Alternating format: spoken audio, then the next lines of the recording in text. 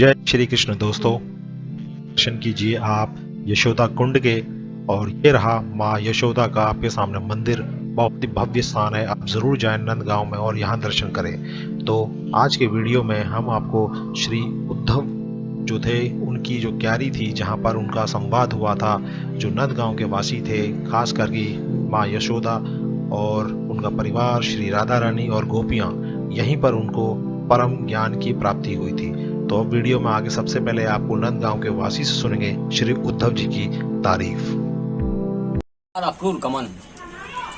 जब उद्धव को ब्रज की याद आती है तो उद्धव मतलब ये उद्धव को कहते हैं कि उद्धव तू ब्रज को जा, और ब्रज पे जाके मेरे संदेश लेकर ब्रज में कहा है क्या कुछ लाते मतलब सही है सब, मतलब मेरे घर वाले या नहीं है उसको। तो उद्धव मतलब ये जब ब्रज के भेजे कहा तो कृष्ण इतना व्याकुल हो जाए, रोने लग जाए, ऊपर से पुछार खाने लग जाए कि उद्धव उद्धव मोए ब्रज बिसरत नहीं, उद्धव आज मोए ब्रज की बहुत याद आ रही है, तुम ब्रज के लिए जाओ। मैं जब छोटा सा था माता मैया कहती थी कहीं आज माखन खा लें, आज से मैं ताजा माखन निकाल के लाए कराई। तो साक्षात मतलब ये दर्शन हुए ब्रज में, मतलब ये ठाकुर जी के ब्रज वो चीज है भैया। उद्धव क्यारी जैसी चीज तो मतलब कोई दुनिया में ना है। उद्धव गोपी संवाद जब हो कहा है तो उद्धव मतलब ये गोपियों से कहता है कि ना तो उसके नाक है, ना पूंछ है, ना उसके कोई जीभ है। वो तो पर ब्रह्म है, मतलब ये जी वाको तो कोई आकार विकारी ना है, मतलब ये जी बल क्या कह रहे हो, सब आंख भी है, नाक भी है, सब सौदा है वाकई।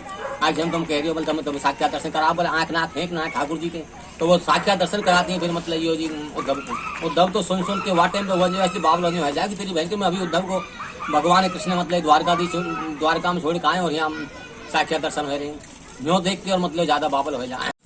तो अब मैं जिस स्थान पे खड़ा हूँ इसे कहते हैं उद्धव क्यारी, और यहाँ पर ये श्री उद्धव जी का ये मंदिर है और ये एक प्रकार से आश्रम बना हुआ है। इस वक्त अभी ये खाली है। तो दोस्तों देख सकते हैं आप चारों तरफ ये बड़ी सी प्यारी सी क्यारी बनी है, और यहाँ पे देख सकते हो अभी एक पॉन्ड है यहाँ पे, और आगे क्या है उसमें मैं थोड़ा दिखाऊंगा आपको किस स्थिति में है। देख सकते हैं आप कितनी सुंदर से ये आश्रम बना हुआ है, कुटिया बनी हुई है। तो अब थोड़ी सी महिमा मैं आपको बता देता हूँ उद्धव क्यारी की क्या महिमा है। देखिए, जब भगवान श्री कृष्ण कंस का वध करने के लिए मथुरा गए थे अक्रूर जी के साथ में, ठीक है, तो 11 वर्ष की उम्र में उन्होंने कंस का वध कर दिया था। तो अब वो व्रज वालों से तो दूर हो गए, तो अब व्रज वाले जो थे उनके विरह में बड़े दुखी थे कि कब हमारे श्री कृष्ण आएंगे और हम उनकी याद में बैठे, क्योंकि श्री कृष्ण वादा करके गए थे कि मैं वापस जरूर आऊंगा। देखिए, भाव है, इस भाव की कोई भी एक कह सकते हो परिभाषा तो नहीं होती, क्योंकि ये भाव सिर्फ समझ में आते हैं। तो विरह में बड़े दुखी थे, श्री कृष्ण उनसे ज्यादा दुखी थे, क्योंकि वो ब्रज की मिट्टी से इतना लगाव रखते थे, इतना प्रेम रखते थे कि वो रात दिन रोया करते थे। ऐसा वो प्रसंग भी आता है भागवतों में और जो पुराणों में कहते हैं। तो अब उस जमाने में आदान प्रदान मैसेजेस का कैसे था, लोग ही होते थे बीच में, तो वो एक दूसरे के स्थान जाते थे और खबरें देते थे। तो श्री कृष्ण के बड़े परम भक्त हुआ करते थे श्री उद्धव जी। तो श्री उद्धव जी को उन्होंने इस कार्य के लिए भेजा, और उन्होंने पहले उनको अच्छे से बताया कि क्या बताना है आपने, क्या क्या बोलना है, और मेरी गोपियां और नंदगांव के जितने वासी हैं उन सबको आप क्या मैसेज दोगे। तो मैसेजेस में तो उद्धव जी समझ गए और उन्होंने कहा था कि कोई बात नहीं, चलो इतनी सी बात है तो मैं ये आपका काम जरूर करूंगा। तो उनको एक प्रकार से ज्ञान, जो बौद्धिक ज्ञान है उसके ऊपर पूरा विश्वास था, लेकिन भक्ति पे अभी उनको ज्ञान मिलने वाला था। तो उन्होंने अपनी यात्रा शुरू करी, और एक प्रकार से कह सकते हैं ये भगवान श्री कृष्ण की लीला ही थी ब्रज भेजने की। तो जब वो यहाँ पहुंचे, उन्होंने लोगों के साथ संवाद किया, कम से कम कहते हैं कि 10 दिन तक वो यहाँ रहे हैं, और यहाँ पर ही उनको वो परम ज्ञान मिला भक्ति का, जो मिला था उन्हें गोपियों और श्री राधा रानी के मुख से। वो उनके इतने बड़े भक्त बन गए कि वो कृष्ण भक्ति तो थी, वो श्री राधा रानी और गोपियों के प्रेम भक्ति जो थी उनको देखकर वो उनके भी भक्त बन गए। तो देखिए, श्री उद्धव जी बहुत ज्ञानी थे, उनका बहुत सम्मान था, बहुत ज्यादा ख्याति थी उनकी, और श्री कृष्ण के तो वो बचपन से ही कहते हैं परम भक्तों में से एक आते हैं। लेकिन ये श्री कृष्ण को एक लीला दिखानी थी कि आप मेरे भक्त हो, तो भक्त केवल प्रेम से ही बन सकता है, मतलब अगर आपके अंदर प्रेम भाव है, जितना ज्यादा प्रेम भाव है तो आप परम भक्त भी बन सकते हैं। तो गोपी और श्री राधा रानी के जो भक्ति जो थी, श्री कृष्ण के प्रति जो उनका प्रेम था, समर्पण था, त्याग था, वो देखकर उद्धव जी भी एक प्रकार से आप कह सकते हैं कि वो गल गए। तो ये उद्धव क्यारी का आप देख रहे हैं दर्शन दोस्तों। ये मंदिर आपने देखा यहाँ पर, और ये एक मंदिर और है यहाँ पर, देख सकते हैं भगवान शिव का मंदिर है। और यह है एक तालाब,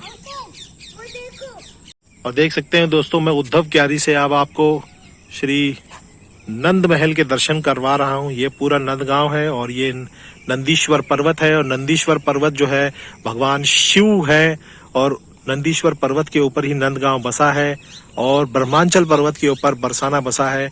तो ऐसा कहते हैं कि भगवान शिव भगवान कृष्ण के दर्शन करने के लिए यहाँ पर कई बार आए हैं, उनके दर्शन उन्होंने करे हैं। अशेश्वर महादेव यहाँ मंदिर है, यहाँ पर उन्होंने बड़ी तपस्या करी थी, क्योंकि जब राधा जो यशोदा माँ जो थी उन्होंने मिलने से मना कर दिया था, तो वहीं पे वो समाधि लिए बैठे गए। अंत में उनको वापस बुलाया गया और उनके दर्शन हुए श्री कृष्ण के।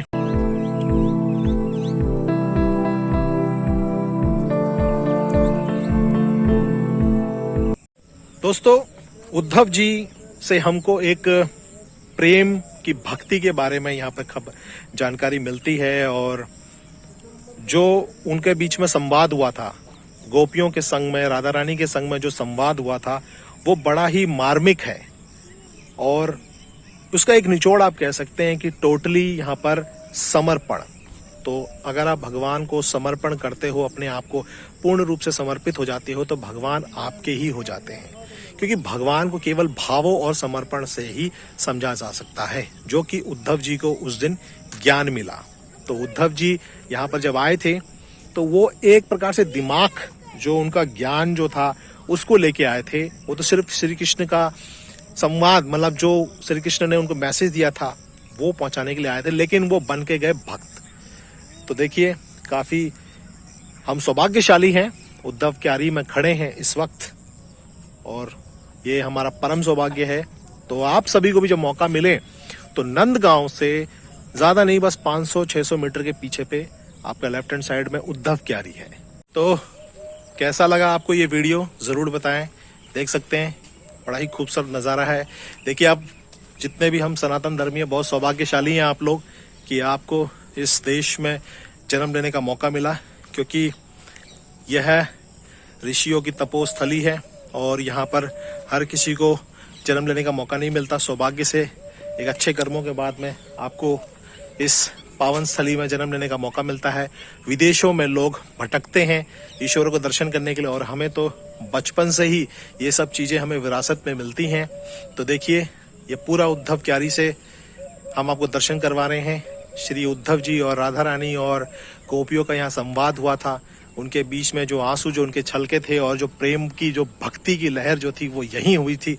काफ़ी मार्मिक स्थान है और बड़ा ही अद्भुत शांति प्रिय स्थल है।